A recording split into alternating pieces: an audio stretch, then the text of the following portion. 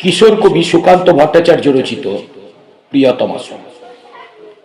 সীমান্তে আজ আমি প্রহরী, অনেক রক্তাক্ত পথ অতিক্রম করে আজ এখানে এসে থমকে দাঁড়িয়েছি স্বদেশের সীমানায়।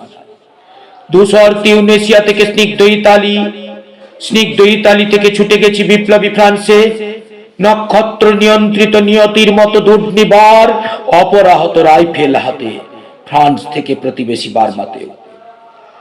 আজ দেহে আমার সৈনিকের করা পোশাক, হাতে এখনো দুর্জয় রাইফেল, রক্তে রক্তে তরঙ্গিত জয়ের আর শক্তির দুর্বহ দম্ভ।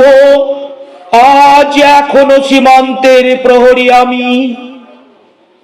আজ নীল আকাশ আমাকে পাঠিয়েছে নিমন্ত্রণ, স্বদেশের হাওয়া বয়ে এনেছে অনুরোধ, চোখের সামনে খুলে ধরেছে সবুজ চিঠি। কিছুতেই বুঝি না কি করে এড়াবো তাকে, কি করে এড়াবো এই সৈনিকের করা পোশাক।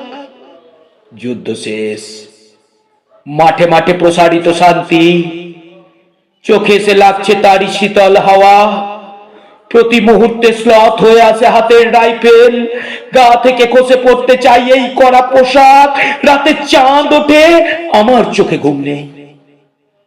তোমাকে ভেবেছি কতদিন, কত শত্রুর পদক্ষেপ শোনার প্রতীক্ষার অবসরে, কত গোলা ফাটার মুহূর্তে।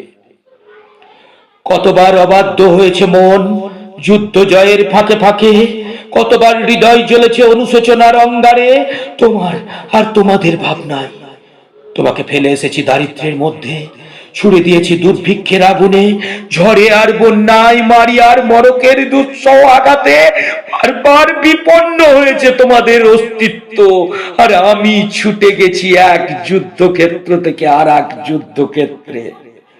জানি না আজও আছো কি নেই, দুর্ভিক্ষে ফাঁকা আর বন্যায় তলিয়ে গেছে কিনা ভিটে জানি না, তাও তবু লিখছি তোমাকে আজ, লিখছি আত্মভরসায়।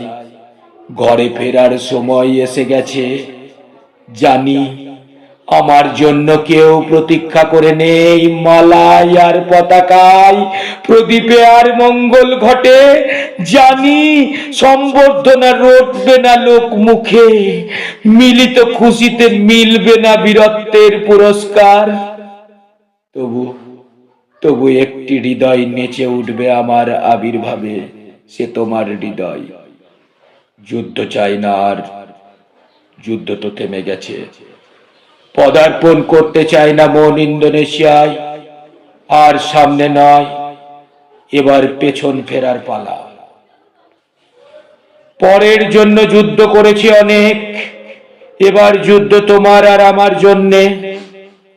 প্রশ্ন করে যদি এত যুদ্ধ করে পেলাম কি, উত্তর তার তিউনেশিয়ায় পেয়েছি জয়, ইতালিতে জনগণের বন্ধুত্ব, ফ্রান্সে পেয়েছি মুক্তির মন্ত্র, আর নিষ্কণ্টক বার্মায় পেলাম ঘরে ফেরার তাগাদা।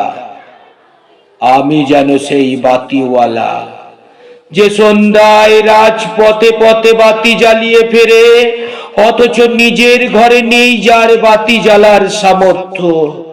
নিজের ঘরেই জমে থাকে দুঃসহ অন্ধকার।